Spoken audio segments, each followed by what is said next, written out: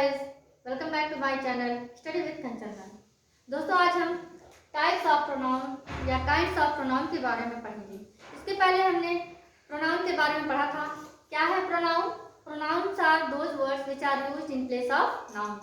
वे सभी शब्द जिन्हें हम संज्ञा के स्थान पर इस्तेमाल करते हैं, प्रयोग करते हैं, उन्हें हम कहते हैं सर्वनाम या प्रोनाउन। आज हम काइंड्स ऑफ प्रोनाउन मीन्स कि जो प्रोनाउन के सर्वनाम के जो भेद हैं उसके बारे में पढ़ेंगे। तो सर्वनाम के मुख्यतः 5 भेद हैं। इन पांचों भेदों को हम अलग अलग करके विधिवत अच्छे से पूरे विवरण के साथ पढ़ेंगे। आइए सबसे पहले शुरुआत करते हैं काइंड्स ऑफ प्रोनाउन।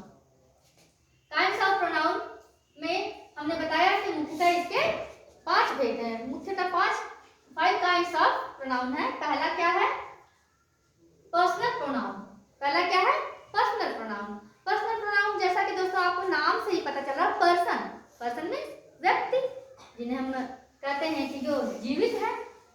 ठीक है, तो हम कह सकते हैं इसकी परिभाषा के तौर पर कि जो सर्वनाम किसी व्यक्ति अथवा वस्तु के लिए प्रयोग किए जाते हैं या होता है उसे पर्सनल प्रोनाउन कहते हैं। जो सर्वनाम, वे सर्वनाम जिन्हें हम व्यक्ति अथवा वस्तु के लिए प्रयोग करते हैं उसे हम कहते हैं पुरुषवाचक सर्वनाम या पर्सनल प्रोनाउन। तो परिभाषा आप समझ गए। अब आइए इसे उदाहरण के साथ समझते हैं। जैसा कि नाम से ही पता चल रहा है, नाम से ही बोध हो रहा है कि पुरुषवाचक है, व्यक्ति या वस्तु को बताते हैं। जैसे हम यहाँ लिख रखे हैं यू हैव अ बैग। क्या हमने लिखा? You have a bag means you का मतलब यहाँ पर हमारा है कि तुम्हारे पास एक बैग है। तुम्हारे पास क्या है? बैग। किसके पास? तुम्हारे पास। यहाँ तुम्हारे जो हो गया हमारा, उसी के पास बैग है। ये तुम्हारे जो है हमारा क्या है? एक व्यक्ति को बता रहा है। किसी व्यक्ति को हम तुम या आप कहते हैं। आपके पास या तुम्हारे पास, इसे हम क्या कहते हैं? इसके लिए हम यू लिखते हैं। तो ये यू जो हो गया, ये क्या हमारा है? Personal pronoun. ये व्यक्ति को बता रहा है। अब यहाँ वी में हम सभी लोग, जब ज्यादा लोग होते तो कहते हैं हम सभी। तो हम सभी में क्या? हम भी व्यक्ति हैं। जो सभी लोग हम व्यक्ति हैं, तो वह यहाँ पर यह व्यक्ति को बता रहा है वी। फिर आइए देखिए, आई एम अ गर्ल। मैं एक लड़की हूँ। तो मैं भी जीवित हूँ, तो व्यक्ति हूँ, इसलिए यहाँ पर भी क्या बता रहा है? यहाँ आई क्या बता रहा है? मैं, मुझे, जो मैं हूँ, एक व्यक्ति हूँ, यह व्यक्ति को बता रहा है। तो आई भी क्या हुआ हमारा? पुरुषवाचक सर्वनाम, पर्सनल प्रोनाउन, पर्सन को बता रहा है। फिर सी कुक्स चपाती, वह रोटी पकाती है। ठीक है, तो सी है किसी लड़की के लिए हम वह कहते हैं कि वह खाना पकाती है या वह रोटी पकाती है, तो यह लड़की के लिए इस्तेमाल करते हैं सी। तो यह भी व्यक्ति को बता रहा है। लेकिन यहाँ देखिए एक अलग चीज आई है कि it is a new shoes, या फिर हम कहते हैं it is a new marker. यह मार्कर क्या है? नई मार्कर है। ये इस मार्कर में जान है? आप सभी जान रहे हैं कि इसमें मार्कर में जान नहीं है, एक वस्तु है, निर्जीव वस्तु है। तो निर्जीव वस्तु के लिए हमने क्या किया? इट का प्रयोग किया। जहां जैसा कि हमने यहाँ लिख रखा है किसी व्यक्ति अथवा वस्तु, ये क्या है? किसी व्यक्ति अथवा वस्तु को बताने के लिए हम जिन सर्वनामों का प्रयोग करते हैं उसे हम पर्सनल प्रोनाउन कहते हैं। तो व्यक्ति के बारे में हमने बताया, ये सभी जो है यहाँ पर यू से लेकर के सी तक, ये क्या है? हमारे व्यक्ति को बता रहे हैं। इट जो है हमारा किसका नाम बता रहा है? वस्तु का। तो व्यक्ति अथवा वस्तु के लिए जिन सर्वनाम का हम प्रयोग करते हैं उसे हम कहते हैं पर्सनल प्रोनाउन। अब आइए कुछ और उदाहरण देखते हैं। जैसे हमने यहाँ लिखा है Sita is my sister. Sita जो है हमारी सिस्टर है, मेरी बहन है। आई लव हर। तो हमने कहा सीता मेरी बहन है, मैं उससे बहुत प्यार करती हूँ, बहुत प्रेम करती हूँ।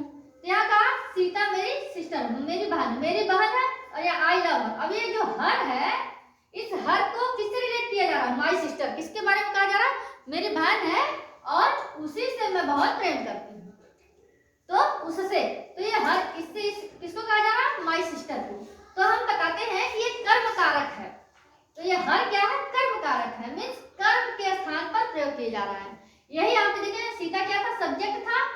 ठीक है, फिर यहाँ पे बीच में ये वर्ब है, और इसके बाद यहाँ से माई सिस्टर क्या है? ये हेल्पिंग वर्ब है, सहायक क्रिया है। उसके बाद यह माई सिस्टर क्या है? ऑब्जेक्ट यानी कर्म है। इस कर्म, फिर अगले वाले वाक्य में आई सब्जेक्ट है, लव क्या है? वर्ब है, और ये हर हमारा ऑब्जेक्ट है। तो ये जो ऑब्जेक्ट यहाँ पर पहले वाले वाक्य में इस्तेमाल किया गया था, उसी के लिए यह हर भी इस्तेमाल किया गया है। तो इस तरह से हम कह सकते हैं कि यहाँ हर जो है ये कर्म कारक कारक है, अतः ये कर्म यानी ऑब्जेक्ट के स्थान पर प्रयोग करते हैं जिस सर्वनाम को, उसे भी हम पर्सनल प्रोनाउन कहते हैं। दूसरा उदाहरण देखते हैं, Angad had a pen, Angad के पास एक पेन है। He gave it to me, उसने उसे मुझे दे दिया। अब पेन क्या है, निर्जीव वस्तु है, तो पेन निर्जीव वस्तु, इसी पेन के बारे में कहा जा रहा है इट, तो यह इट क्या हुआ हमारा पर्सनल प्रोनाउन। अब आगे देखिए, Lalita is our teacher, Lalita जो है हमारी क्या है, शिक्षिका है। अब शी टीचर्स अस, वह हमें पढ़ाती हैं, हमें पढ़ाती हैं, कौन पढ़ाती है, वह। आवर टीचर, जो आवर की जगह पे हमने यह इस्तेमाल किया, तो जो ये आवर था, इस आवर के लिए हमने यहाँ अस का प्रयोग किया, तो अस भी हमारा पर्सनल प्रोनाउन हो गया। तो इस तरह से हम कह सकते हैं कि यहाँ हर, देम, वी, अस ये कर्म कारक है, अतः ये कर्म ऑब्जेक्ट के स्थान पर प्रयोग किए जाते हैं। अब आइए कुछ अलग अलग देखते हैं जो सिंगुलर और प्लूरल प्रोनाउंस हैं जिन्हें हम इस्तेमाल करते हैं, क्योंकि हमेशा मैं को, मैं ही तो नहीं कहेंगे हम। मैं के लिए कह सकते हैं हम कि मेरा, मुझे कहते हैं ना, या हम के लिए कहते हैं हम, हमारा, हम सबका, हम लोगों का, इसके लिए अलग अलग शब्द है। तो आइए पढ़ते हैं सिंगुलर और प्लूरल, एक वचन और बहुवचन, जिनको हम सर्वनाम के रूप में प्रयोग करते हैं। तो पहला क्या है, तो इसके लिए हमारे पास 3 पर्सन है, प्रथम पुरुष, मध्यम पुरुष और तृतीय पुरुष। तो देखिए, first person, second person, third person. First person का था आई मींस मैं, माई मींस मेरा, मी मींस मुझे, ये क्या हमारे सिंगुलर है। अब नॉमिनेटिव, पॉजेसिव और ऑब्जेक्टिव, ये जो है इन सब में भी थे, अब प्लूरल में भी इन सबको तीनों को हम पढ़ेंगे। तो देखिए, वी मींस हम, आवर मींस हमारा, अस मींस हमें। ठीक इसी तरह से सेकंड पर्सन में भी आता है, तो जो है THOU को हम लोग दाऊ पढ़े, तू, दाई, तेरा, थी, तुझे, ठीक है। यू तुम, यो तुम्हारा, यू तुम्हें। अगला आता है third person, he, she, it. He का प्रयोग भी हम, ही का मतलब भी वह है, लेकिन यह लड़के के लिए प्रयोग करते हैं। सी का मतलब भी वह है, यह हम लड़के के लिए प्रयोग करते हैं। इट का मतलब भी वह है, यह हम निर्जीव वस्तुओं के लिए प्रयोग करते हैं। ठीक इसी तरह से हिज मींस उसका, जो लड़के के लिए कहा जाता है। हर मींस उसका, जो लड़की के लिए कहा जाता है। इट मींस भी उसका, जिसे हम निर्जीव वस्तु के लिए प्रयोग करते हैं। अब आते हैं हिम, जो लड़के के लिए प्रयोग करते हैं, इसका मतलब भी उसको होता है। हिम, हर, इट, इन सभी का मतलब उसको होता है। जब उसको सर्वनाम को हम इस्तेमाल करेंगे, तो पुरुष के लिए हिम, महिला के लिए हर और निर्जीव वस्तु के लिए इट का प्रयोग करेंगे। अब हम कहेंगे, जब प्लूरल की बात आती है, तो हमने बताया प्लूरल की बात आती है बहुवचन में, तो कहेंगे वे सभी लोग जिनको हम दे कहते हैं। उनका कहेंगे तो डियर, देम कहेंगे तो उनको। तो यहाँ तक बात समझ में आ गई कि पर्सनल प्रोनाउन में जो फर्स्ट, सेकंड, थर्ड पर्सन है, इन सभी जो है प्रोनाउंस को हम इस्तेमाल करते हैं पर्सनल प्रोनाउन के लिए।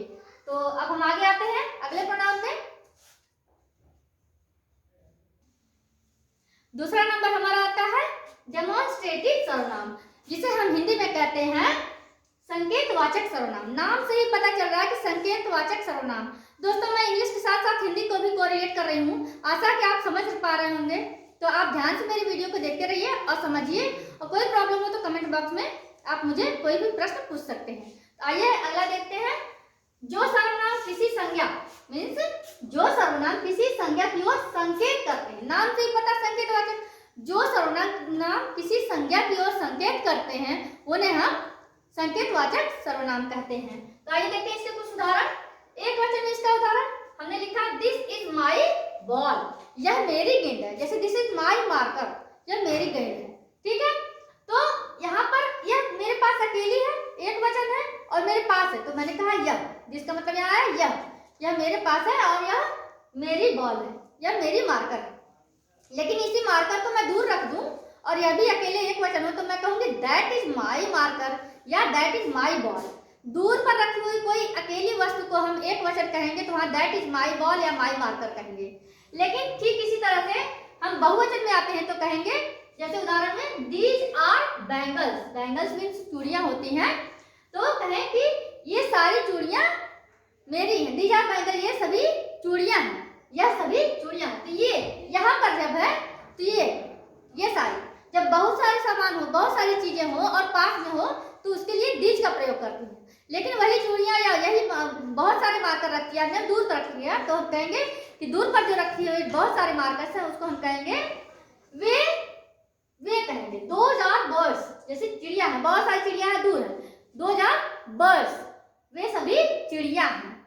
दूर पर है और बहुत सारी मीन्स बहुवचन में है और दूर है मीन्स दूर रखी हुई बहुत सारी चीजों को हम बोलने के लिए दोस्त सर्वनाम का इस्तेमाल करेंगे, दोस्त प्रोनाउन का इस्तेमाल करेंगे।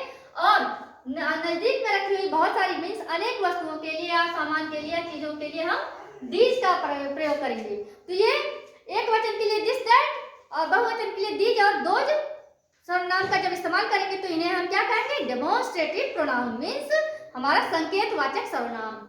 यह जो है किसी संज्ञा की ओर क्या कर रहा है, संकेत। ये क्या है, वर्ड क्या है, संज्ञा है। बैंगन क्या है, संज्ञा है। बॉल क्या है, संज्ञा है। पेन क्या है, संज्ञा है। ठीक है, तो किसी संज्ञा की ओर जिस सर्वनाम को इस्तेमाल करते हैं बताने के लिए तो वह क्या होगा, डेमोन्स्ट्रेटिव प्रोनाउन। अगला थर्ड वाला हमारा आता है रिलेटिव प्रोनाउन। रिलेटिव का मतलब पता चला रिलेशन से बना है, रिलेशन वर्ड से रिलेटिव बना है, एडजेक्टिव बनाया हमने। तो रिलेटिव मीन्स संबंधवाचक सर्वनाम। कभी भी दोस्तों किसी भी प्रोनाउन को याद करने के लिए उसके जो शब्द का मतलब है उसको आप उससे कोरिलेट करके याद करेंगे तो आपको याद होगा।